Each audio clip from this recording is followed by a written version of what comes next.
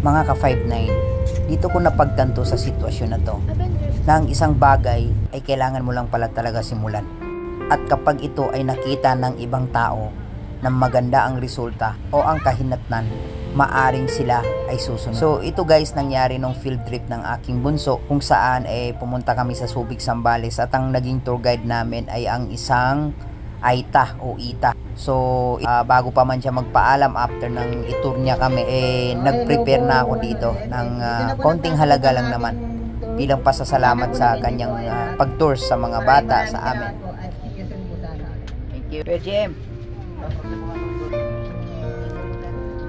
So hindi inaasahan na ayan, pababa na nga siya Pero nung mapansin ng mga kasamahan ko na mga magulang, yung ginawa natin na simpleng bagay, ayun, tinawag nila si JM upang sa ganun bigyan din siya or abutan din. So talagang halos lahat ng magulang dito nagbigay, pati yung mga bata na sila na mismo ang nag-abot. Napakasarap sa pakiramdam na kahit sa konting halaga or konting bagay ay nakakatulong tayo sa iba, no? Bilang pasasalamat at nagiging magandang epekto nito kung saan ginaya po tayo ng ibang mga magulang, no? Tsaka yung mga bata tuwang-tuwa rin sapagkat napakasipag ni Kuya GM at saya niya kasama doon sa mga bata. Talagang ginagampan niya na ng maayos yung kanyang trabaho. So ayun guys, konting sharing lang. Ayan, ayan si Kuya GM, isang Aita, no? So napakabait.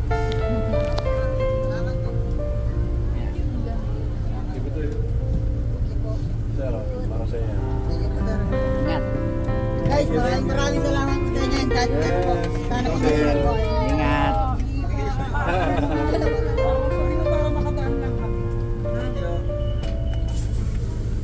Di ba?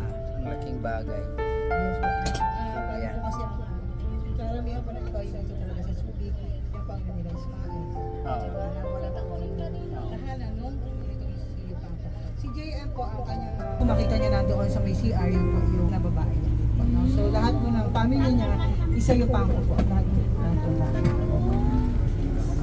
so dati po kasi ang Subic ay American base, no?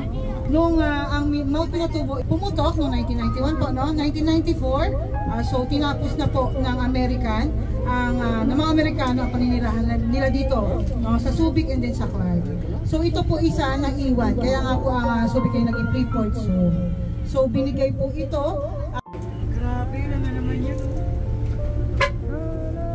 Dami pa, no? Ayan, no?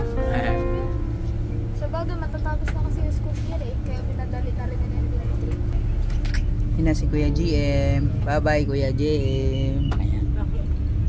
Kapatulad kasi ang sahod na ko is 350. John Michael.